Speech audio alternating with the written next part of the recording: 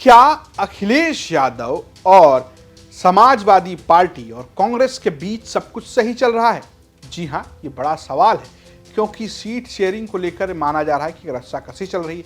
ऐसा हम क्यों कह रहे हैं? ऐसा इसलिए कह रहे हैं कि समाजवादी पार्टी के मुखिया अखिलेश यादव रीवा गए। रीवा जो मध्य प्रदेश में है, और वो विधानसभा चुनाव के लिए प्रचार के लिए गए थे।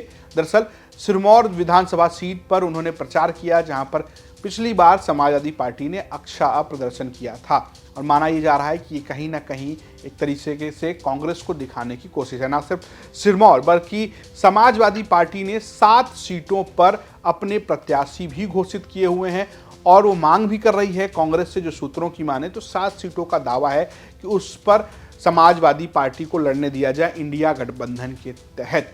अब ये क्या है, ये क्यों हो रहा है, इसके पीछे क्या कारण है, ये समझना बहुत दिलचस्प है। दरअसल इसको लेकर 2 किस्म के दावे। दावा नंबर 1 ये है कि दरअसल उत्तर प्रदेश में कांग्रेस बहुत तेजी के साथ इंडिया गठबंधन में दबाव बना रही है। अगर आप इस दबाव टैक्टिक्स को देखेंगे तो अजय राय का वो बयान नजर आएगा, जिसमें वो कहते हैं अखिलेश यादव ने बड़ा दिल नहीं दिखाया, इस वजह से हम बागेश्वर में चुनाव हार गए। यही नहीं, इसके अलावा आप अगर देखेंगे तो कांग्रेस पार्टी लगातार तमाम सीट, चाहे वो रायबरेली की हो, चाहे वो अमेठी की हो, चाहे वो वाराणसी की हो, इसके अलावा फूलपुर भी आप देख सकते हैं, इन सबको लेकर लगातार ये दावा कर रही कि यहाँ से उनके नेता लड़ सकते हैं। तो यानी कि पहले से ही सीट को लेकर एक पोजिशनिंग बनाने की कोशिश कर रही है कांग्रेस पार्टी।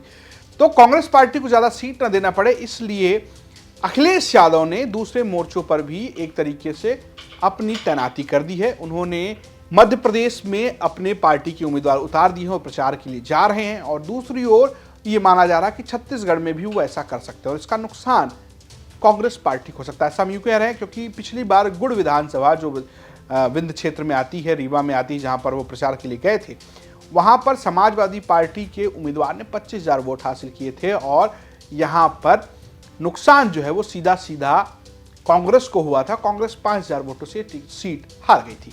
यही नहीं, अगर आप इतिहास भी देखेंगे तो समाजवादी पार्टी कहीं ना कहीं मध्य प्रदेश में मजबूत नजर आती है, खासकर विंध्य इलाके में। ऐसा हम क्यों कह रहे हैं, हम आपको बताते हैं। 2003 के चुनाव में समाजवादी पार्टी ने मध्य प्रदेश के चुनाव में 7 विधानसभा की सीटें जीती थी, और इस पे समाजवादी पार्टी को लगभग 5.26% वोट मिले थे। वहीं अगर हम बात करें 2018 के चुनाव की, तब समाजवादी पार्टी के खाते में 1 सीट आई थी और उसको वोट मिले थे 1.30%। तो कुल मिलाकर अगर आप देखेंगे तो करीब 2-3% वोट जो है समाजवादी पार्टी मध्य प्रदेश के रीवा इलाके में, यानी कि विंध्य इलाके में हासिल करती है, और वो कहीं ना कहीं इसके जरिए दबाव बनाती नजर आ रही है। ये तो है दावा नंबर 1। दावा नंबर 2 ये माना जा रहा है कि समाजवादी पार्टी अपने आप को मजबूत करना चाहती है अन्य राज्यों में, ताकि वो अपनी पार्टी को आगे बढ़ा सके। ऐसा हम नहीं कह रहे, बल्कि बात अखिलेश यादव भी कहते नजर आए। उनसे रीवा में पूछा गया था तो उन्होंने कहा कि हम इंडिया गठबंधन में हैं, लेकिन हम ये भी देख रहे हैं कि हम कहां मजबूत है। पहले सुनिए अखिलेश यादव को। चुनाव तो जब कभी होगा तो चिन्ह पे साइकिल पर ही होगा, और वोट साइकिल पे ही मांगा जाएगा।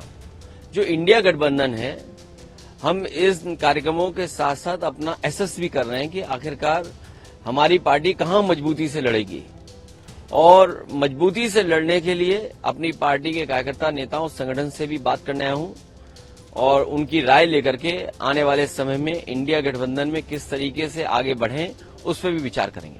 तो आपने अखिलेश यादव को सुना। अब हम आपको बताते हैं, दूसरा पक्ष जो है ये दावा कर रहा है कि समाजवादी पार्टी जो है, जिस तरीके से आम आदमी पार्टी या बसपा अन्य राज्यों में अपने आप को मजबूत कर रही है, और एक राष्ट्रीय दल का दर्जा जो कि बसपा को है, बाकी पार्टियां चाहती हैं, तो ये कोशिश जो है वो समाजवादी पार्टी भी करती हुई नजर आ रही है।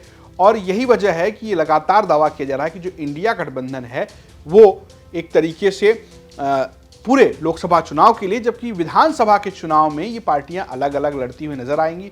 हो सकता है कि इंडिया गठबंधन यहाँ नजर न आए। इसका उदाहरण आपको उत्तराखंड के उपचुनाव में भी देखने को मिला। हालांकि घोसी में कांग्रेस ने समाजवादी पार्टी को समर्थन दिया था, और इसका एक माना जा रहा है कि असर भी देखने को मिला।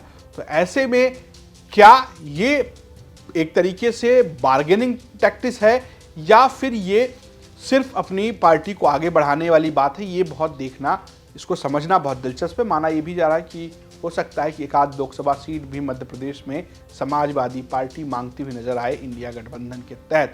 अब देखना है कि इसको कैसे कांग्रेस हैंडल करती है? क्या यूपी में ज़्यादा सीटें लेकर उसे मध्य प्रदेश में सीट देती है, या वो उससे मध्य प्रदेश के विधानसभा चुनाव में भी गठबंधन करती नजर आती है, या फिर उत्तर प्रदेश में कम सीटें और मध्य प्रदेश, छत्तीसगढ़, इन सब बस बाकी लोगों को सीट ना देकर अकेले चुनाव लड़ती है?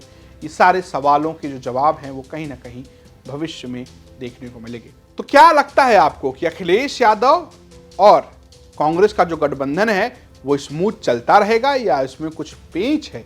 आप कमेंट करके जरूर बताइएगा। देखते रहिए यूपी तक। नमस्कार।